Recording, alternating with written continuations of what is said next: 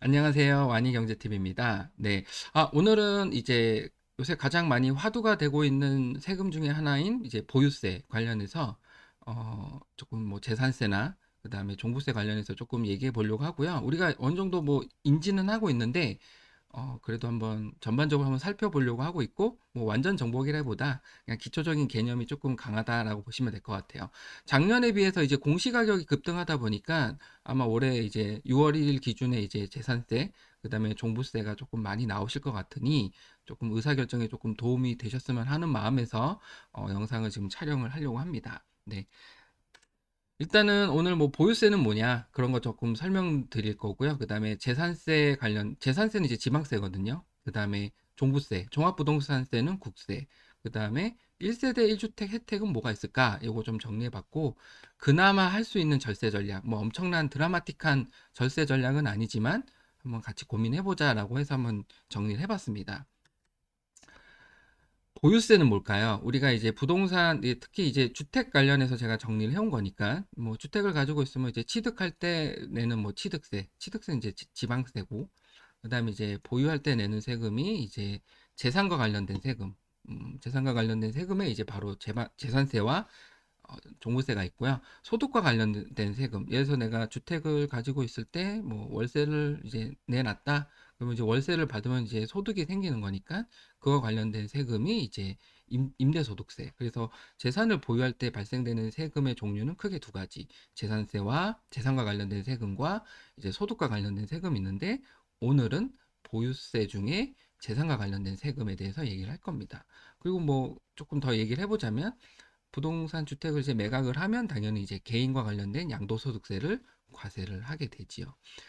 보유세는 이제 당연히 뭐 집을 살 때만 그러니까 집을 이제 사거나 팔 때만 세금을 내느냐는 아니고요. 이제 우리가 왜 그 주택이라는 그 어떤 부분에 있어서 대부분 이제 내가 집을 보유하거나 아니면은 전세를 살거나 월세를 살거나, 이 카테고리가 크게 두 가지잖아요. 그러니까 내가 집을 소유하고 있으면 내 집에서 살 수 있는 거고, 그다음에 이제 내가 집이 없다면 월세나 전세를 사는 건데, 모두 다 비용이 있습니다. 그러니까 월세는 당연히 이제 뭐 매달 매달 내 주머니에서 돈이 나가는 거고, 전세는 사실은 왠지 뭔가 내 주머니에서 캐시플로우가 그러니까 뭐 비용이 나가는 것 같진 않지만, 뭐 예를 들어 전세에 대한 기회비용, 그러니까 내가 뭐 예금을 한다든지 뭐 투자를 한다든지를 할 수 있을 때 그걸 이제 포기하는 비용이 있거든요. 그게 이제 어떻게 보면은 내가 지불하는 비용인 거죠. 또는 전세자금 대출에 따른 이자도 당연히 비용이죠. 그래서 우리가 흔히 이제 월세는 당연히 내 주머니에서 돈이 직접적으로 나가기 때문에 비용이라고 생각하지만, 그 전세는 돈이 나가는 느낌이 딱히 들진 않지만 경제학적 의미로는 뭐 전세 대출을 받으면 이자 비용이 나가는 거고, 전세 뭐 대출을 받지 않고 내가 그동안 모아놨던 돈이라 하더라도 어쨌든 그 돈이 만약에 투자되지 않는다고 한다면 기회비용이 상실되는 거잖아요. 뭐 하다못해 예금 이자만큼 내가 돈을 못 버는 거니까 그것도 결국은 기회비용 이제 비용 지출이다. 그리고 당연히 집을 이제 보유하게 되면 이제 대출을 받아서 사게 되면 이자 비용이 나가고요. 대출을 받지 않고 내가 현금으로 전액 산다 하더라도 그 현금을 이제 집을 사지 않고 다른 어떤 뭐 캐시플로가 나오는 뭐 주식에 투자를 한다든지 해서 만약에 이득을 얻었을 수 있었을 텐데 그걸 포기하고 이제 받는 거니까 사실상의 비용이 나가는 거죠. 그래서 사실은 우리가 이제 집을 보유하든 보유하지 않든 비용은 나간다. 어떠한 형태로도 나간다라고 보시면 될 것 같고, 네, 이제 보유세 얘기하다가 왔네요. 그래서 보유세는 크게 두 가지입니다. 우리가 제일 많이 하는 재산세, 그다음 종합부동산세. 재산세는 이제 지방세예요. 이렇게 우리나라 세금은 국세와 지방세로 나눠지고 있고, 국세는 당연히 뭐 걷어들인 세금에 대해서 뭐 국방비나 뭐 이제 그런 것들에 대해서 쓰는 게 이제 국세, 지방세는 이제 지방자치단체의 어떤 재원을 위해서 쓰는 세금들인 거죠.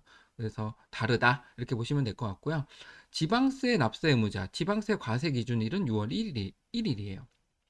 이게 무슨 말이냐면 6월 1일 현재 해당 주택을 소유한 그 소유자한테 이제 재산세를 부과하니까, 뭐 극단적으로 뭐 5월 31일 날 재산을 보유하고 있다가 팔았어. 그래서 잔금과 그다음에 등기 접수까지 완료해가지고 매수자가 샀다.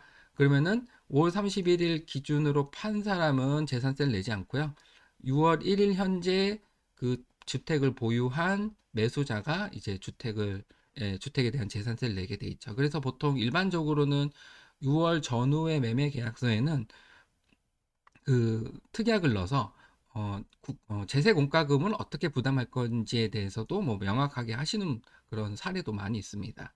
그래서 재산세는 6월 1일 소유자한테 부과된다. 부과되고 그다음에 그럼 언제 납부하느냐? 주택 기준으로는 7월의 절반, 9월의 절반을 납부합니다.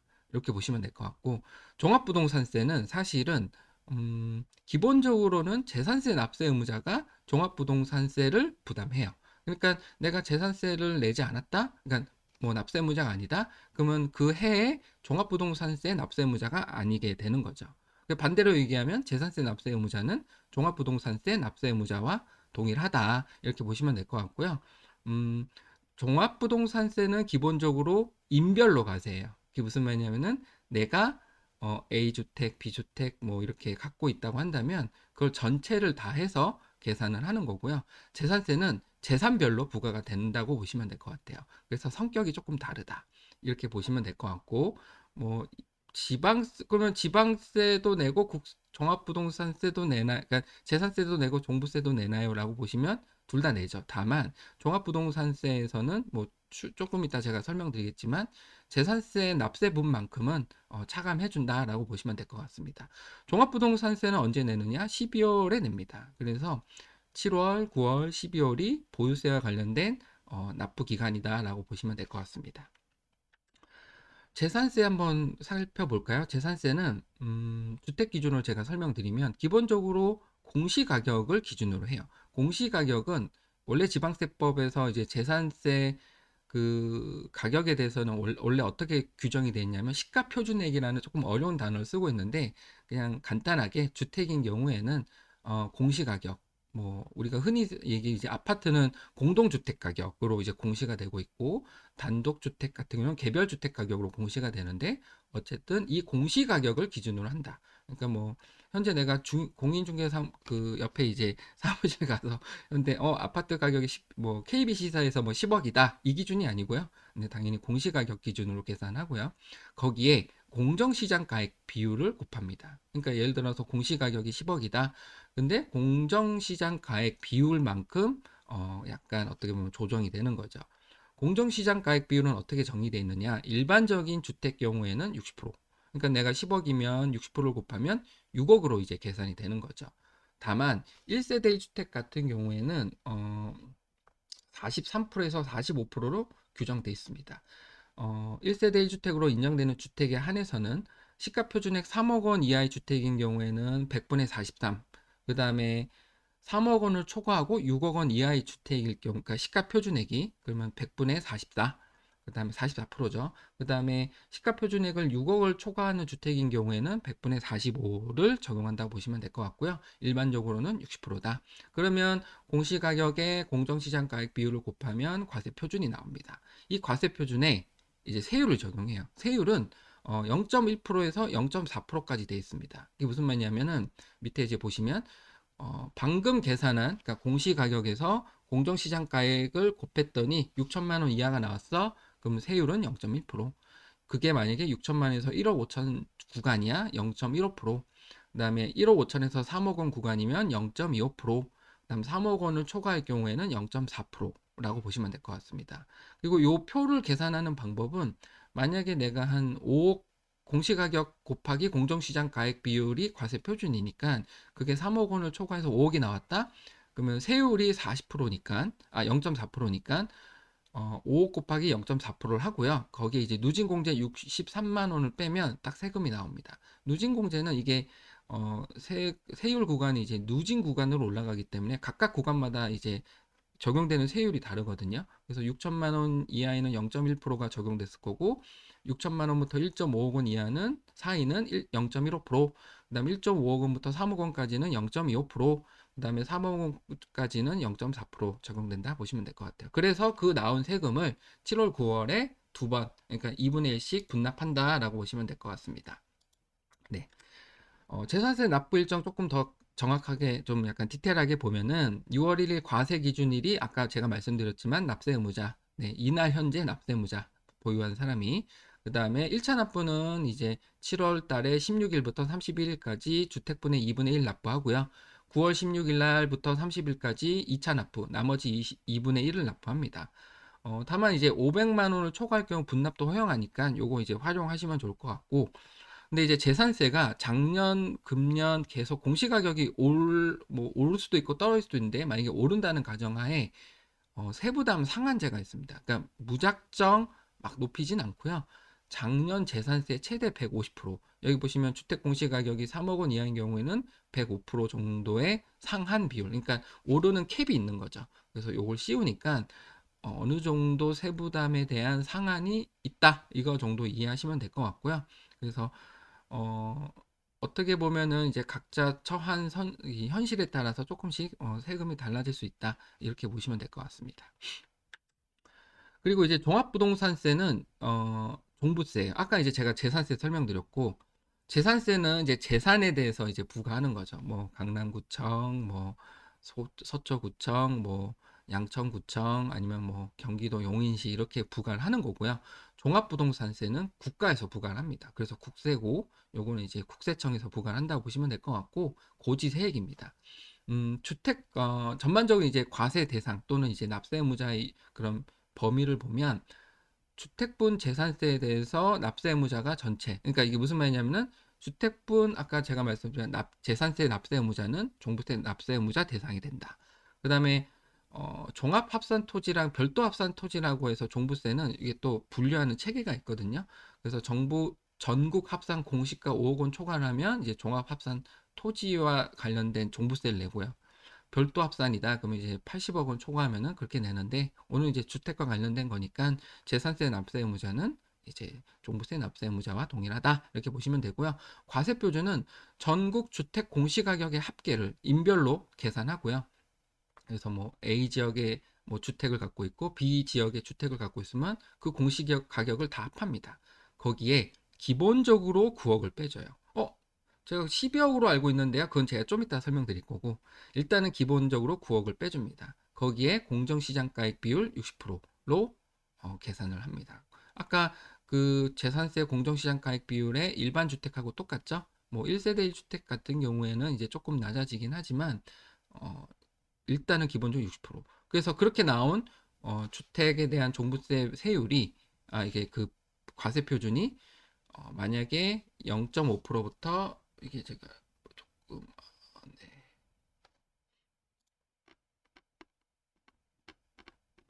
세율표가 다 안 나와 있네요. 네, 이게 잘려 있네요. 그래서 그 3억 원 이하인 경우에는 0.5%, 그 다음에 3억 원 초과해서 6억 원까지는 0.7%고요. 지금 보면 12억에서 25억까지가 1.3%고, 25억 초과해서 50억까지가 1.5%고요. 그 다음에 94억 원까지가 2%고, 94억을 초과한다? 그럼 2.7%예요. 요건 이제 2주택 이하에 대한 세금 그 세율표를 가져온 거고, 3주택 이상이다 그러면 3억 원 이하는 0.5%고, 그 다음에 12억에서 25억까지는 2%, 그 다음에 50억 이하는 3%, 그래서 94억인 경우는 4%, 94억 초과는 5%까지 올라갑니다. 그러니까 상당한 이제 누진 구간으로 올라간다, 세율 구간이. 뭐 94억을 초과하는 경우에는 2.7%대 5%니까 세율 차이가 엄청나네요. 네. 이렇게 보시면 되고, 네. 1세대 1주택 그 같은 경우에는 종부세 혜택이 조금 있습니다. 아까 왜 기본적으로 종부세는 9억을 빼주거든요. 9억 원을 빼주는데, 만약에 1세대 1주택자인 경우에는 12억 원을 빼줍니다. 그래서 조금 더 빼준다, 이렇게 보시면 될 것 같고, 거기에 1세대 1주택인 경우에는 추가로 또 세액공제를 해줍니다. 세액공제라고 하면은 아까처럼 종부세가 나온 상태에서 거기서 또 빼주는 거예요. 그래서 이건 이제 연령별 공제가 있는데요. 연령별 공제는 60세 이상인 경우에는 20%, 65세 미만인 경우, 그러니까 이상인 경우에는 30%, 10세 이상인 경우는 40%.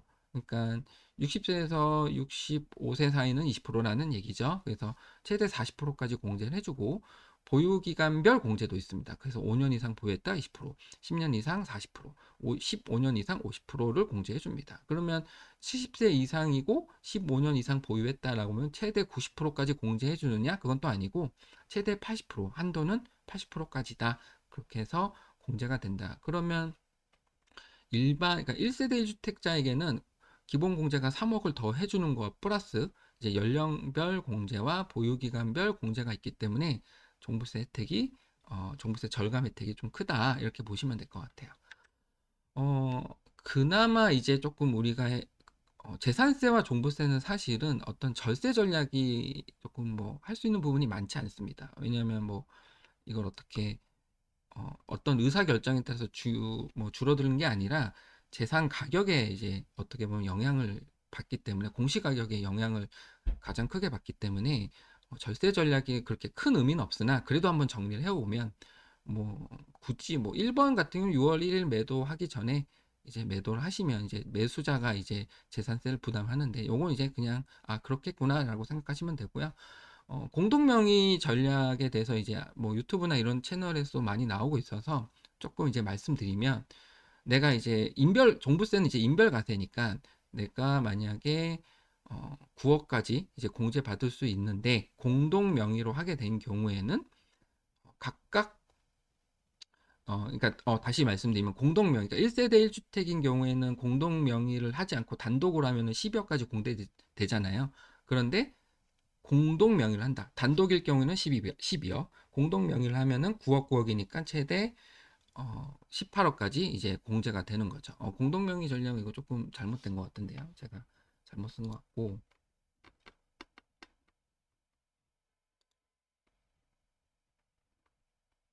네, 그래서 공동명의 같은 경우는 두 가지입니다. 이제 내가 만약에 1주택을 가지고 있다 그러면은 그 주택에서 12억 정도 공제가 되고요. 만약에 이게 공동명의다 그럼 각각 인별로 계산해서 하는데 특례가 있습니다. 이게 무슨 말이냐면은 종부세를 공동명의로 해서 1주택을 이제 과세하는 방식 중에 첫 번째 방식이 부부 각자를 납세무자로 봐서 각각 9억 원을 하기 때문에 18억까지 되는 거예요. 이해하셨나요? 다시 공동 명의로 집을 소유하고 있는데 1세대 1주택이야. 그러면 두 가지로 선택할 수 있는 거예요. 첫 번째는 그냥 인별로 할게요. 인별로 하면은 아까 9억, 9억이니까 18억까지 공제가 되는 거죠. 그리고 아까 뭐 세액공제 이거 말씀드렸죠. 그건 이제 적용이 안 되는 거예요. 그래서 18억, 각각 9억, 9억을 해서 18억까지 공제 받느냐 또는 또 다른 방법이 있는데 그냥 원래 12억 공제 받고요.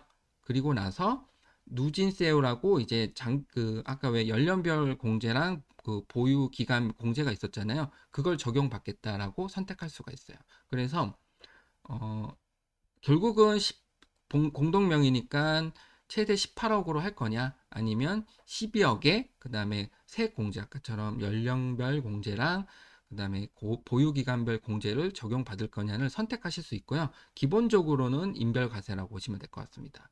만약에 내가 1주택자로 간주해서 공동명의지만 그 각각 특례를 적용받겠다고 한다면 그러면 최대 그 12억에 각각의 이제 고령 공제와 이제 보유 공제를 받을 수 있으니까 두 개 다 계산해 보시고요. 뭐가 좋을지는 선택. 하지만 특례는 신청을 해야 인정이 된다 정도만 이해하시면 될 것 같습니다.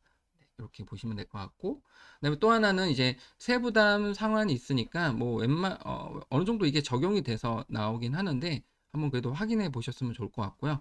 분납은 꼭 활용하셨으면 좋겠습니다. 분납에 대해서 재산세는 이제 500만 원 초과분, 종부세는 이제 250만 원 초과분에 있어서 이제 뭐 2개월에서 6개월간 이제 분납이 가능하니까 꼭 이걸 활용하시면 되고 재산세는 뭐 신용카드 같은 거 많이 활용하시면서 뭐 수수료가 없다고 이제 되어 있기 때문에 신용카드도 많이 활용하시는 것 같습니다. 그래서 이렇게 활용하시면 그나마 조금 이제 떻게 보면은 조금 뭐 그냥 내시는 것보다는 활용하실 수 있는 방안에 대해서 제가 설명을 해드렸고요.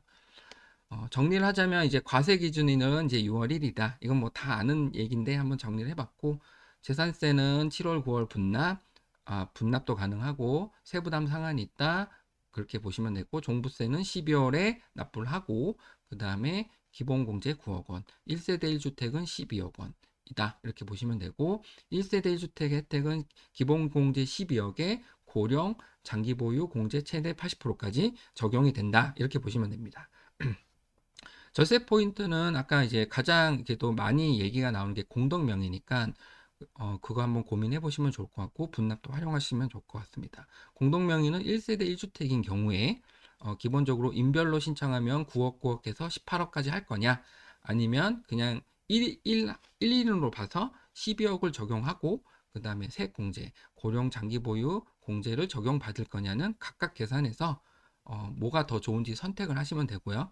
기본적으로 인별과세니까 9억 9억은 신청하지 않아도 적용되고 아까처럼 1세대 1주택 혜택을 보겠다. 공동명의지만 그러면 기본공제 12억에 고령 장기 보유 공제를 적용받으려면 특례 신청을 하셔야 된다. 이렇게 보시면 될 것 같습니다. 네. 오늘은 오늘은 이제 요새 가장 많이 이제 사람들이 조금 걱정하고 조금 고민하는 주제인 보유세에 대해서 재산세 종부세에 대해서 기본적으로 살펴봤고요. 다음에 또 알찬 주제로 찾아올 테니까 많이 응원해 주시고 구독, 좋아요, 사랑입니다. 많이 많이 해주세요. 고맙습니다. 안녕.